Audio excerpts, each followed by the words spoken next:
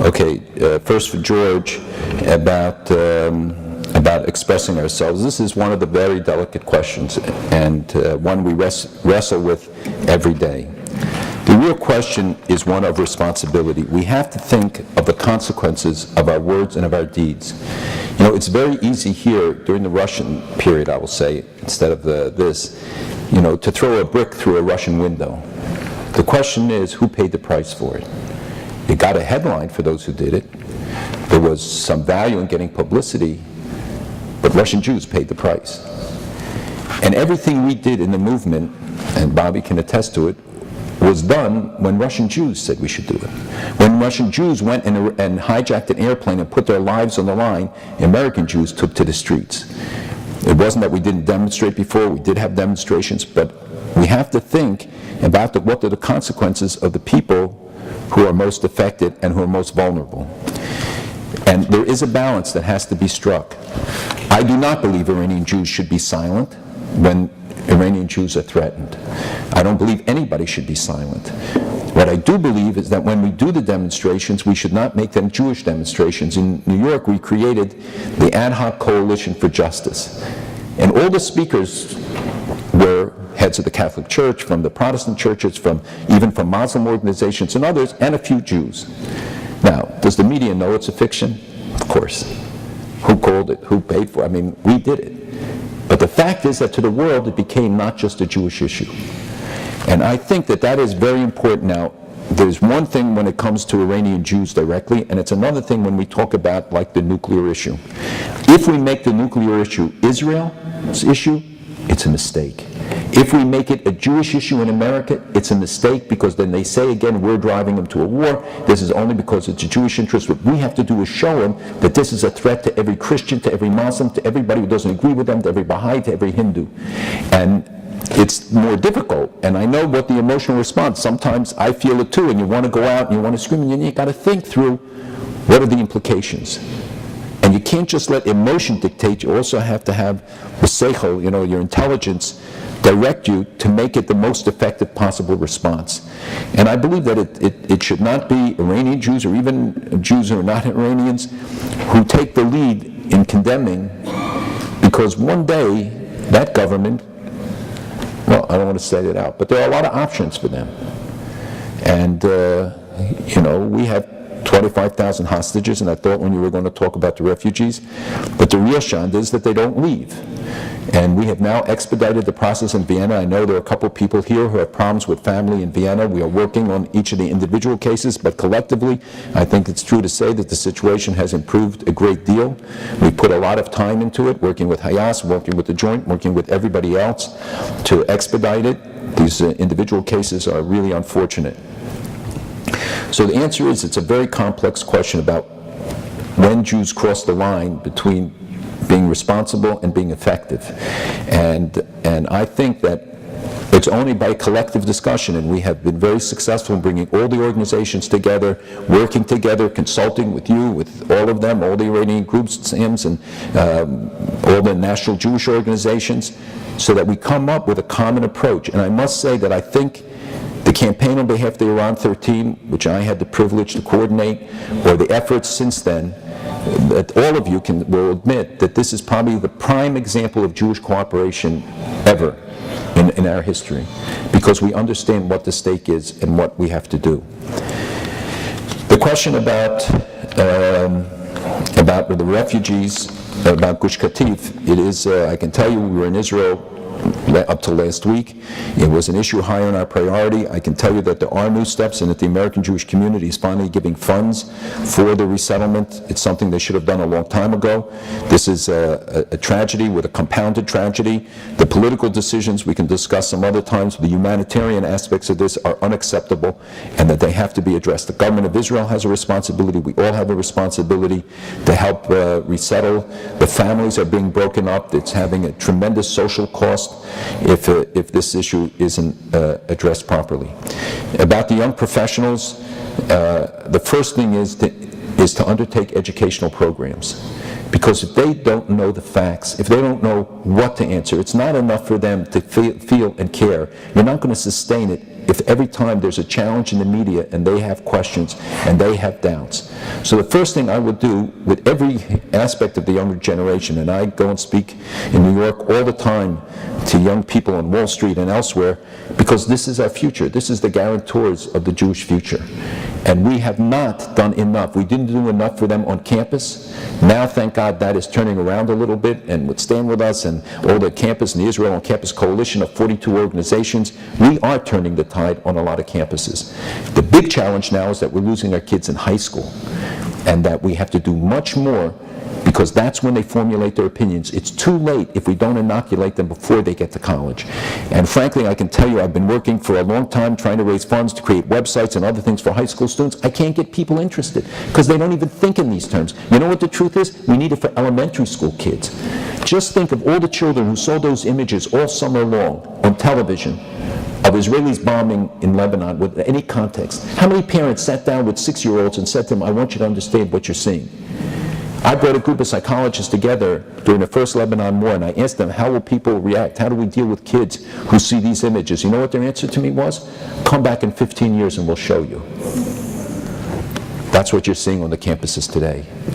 And we have to do much more, and especially young professionals, and they can work for us on campus. Use them, because the age difference is not so great. They can still go back to talk to kids on campus and relate to them as peers, when older people in the community, not me, but older people, may not be as effective. Michael, can you repeat the names of the two publications from high schools? IsraelHighway.org and IsraelCampusBeat.org. You just have to go to the conferenceofpresidents.org website. You can get them all. But all of you should be reading the Daily Alert every day. It's very brief, dailyalert.org. It's very brief. It's 2 pages. It's a summary. It comes to your computers before 6 a.m.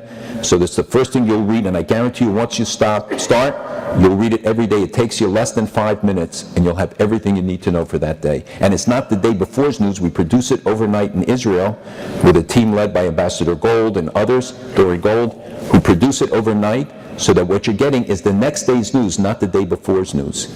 So it's a very effective vehicle. When military intervention.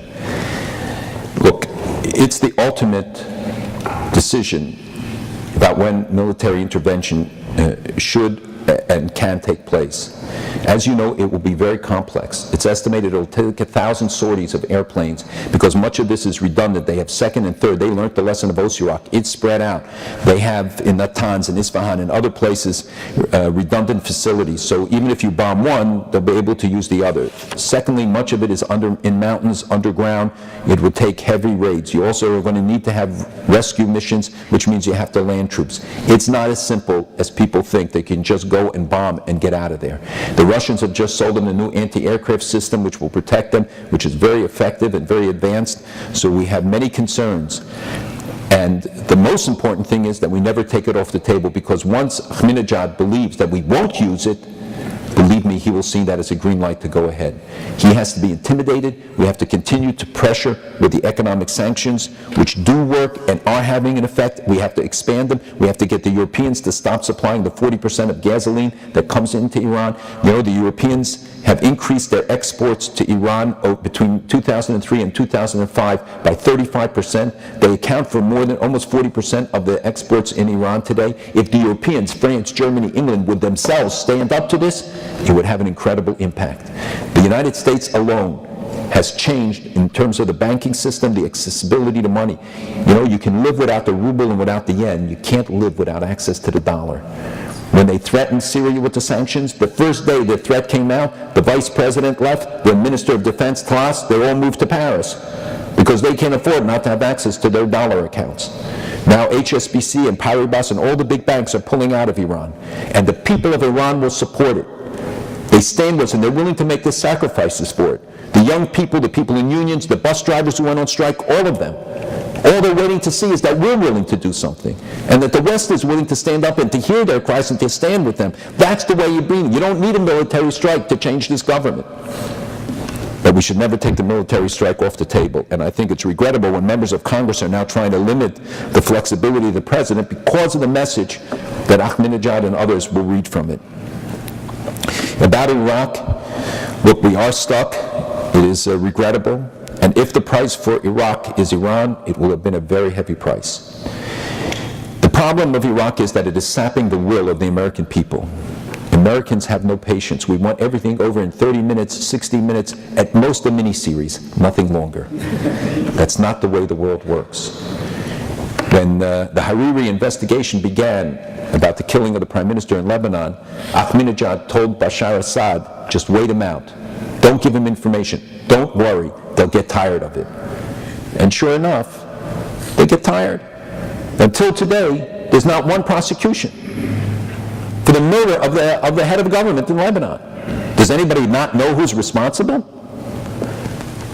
So they count on the fact that we have no patience, that we have no staying power. And Iraq has drained the American people, it seems, of whatever staying power we had. We have to resurrect it. We have to explain to them what's at stake. You know that those people who think that the war on terror is somebody else's war, in the United States we have closed out more than 520 terrorist operations, including many in the state of California. You know the attack that took place at LAX, the planned attack against the 4 schools, including Young Israel here in LA, the attack in Seattle, the attacks, and each time we're told, oh, it's the act of a deranged individual. It is not. The war on terror is here and it's now. Every week, we close down another terrorist operation here. Hundreds of millions of dollars are transferred from the United States to terrorist operations. Thank God we've begun to address it, and President Bush has tried to put in place legislation and this enforcement when he signed the executive order. But if 500 have been closed down, there are 5,000 we haven't closed down. Look at all the Arab students who are coming here. The Saudis announced that they were down to 3,000 students here. And the Saudi ambassador told me recently that he hopes to get it up to 19,000 this year. And they go to small cities, he told me, because they're much more comfortable. Of course they're much more comfortable. You saw the 12 Egyptian students who went missing recently. Where were they going to study? Did you look? University of Montana. Who knows where it is? Going to Butte, Montana, a guy from Alexandria, Egypt. How does he know where Butte, Montana is? The people in Butte don't know where it is. Don't dismiss it, because they can operate freely then. We just busted, in the last 6 months, a group in Idaho, Saudis and others, one who'd been here already for 12 years in 4 different universities, who were arrested for transferring tens of millions of dollars and laundering funds for terrorist operations. So what is really imperative is that America not lose its will and its determination. And that's the danger of the war in Iraq today. I supported the president. I think it was important to remove Saddam Hussein. Obviously, like everybody else, we have problems about the execution, and part of it grew out of the fact that they didn't understand the structure of Iraqi society. Had they enlisted the local sheikhs instead of sending our police and let them honor it and let them give them the money to do it, we would have pacified the country a lot quicker. Unfortunately, people in the West don't necessarily do it. About Jonathan Pollard, I agree with what you said. I think also that it's the end of a presidential term that we have a chance to really do something about it, and so we should gear our efforts towards it. I tried with President Clinton at the end of his term. Unfortunately, it didn't go. I would hope now that it would happen. It's a humanitarian issue. After more than 20 years, it's time to be let go. It's not anti-Semitism, not a political issue, not a security issue that we should debate. It's a humanitarian issue. It's time to let him go, period. The second thing is about the 3 prisoners. There's negotiations, in fact, going on right now with Egypt. They're very close to a deal on Shalit. It's happened many times before, so I'm not going to be too optimistic. On the other 2, the Lebanese prisoners, there is really no good news. And we also have to remember the MIAs who have been missing for 25 years, Baum and Finkel and the others.